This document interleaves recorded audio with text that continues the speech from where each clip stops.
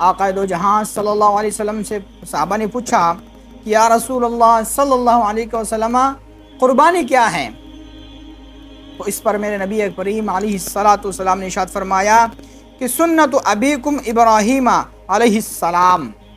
आपने फरमाया कि ये तुम्हारे बाप हज़रत इब्राहीम अलैहिस्सलातु वस्सलाम की सुन्नत मुबारक है। फिर पूछा गया आक़ा दो अलैहिस्सलातु वस्सलाम से कि या रसूल अल्लाह सल्लल्लाहु अलैहि वसल्लम, इस कुर्बानी के बदले हमें क्या मिलेगा?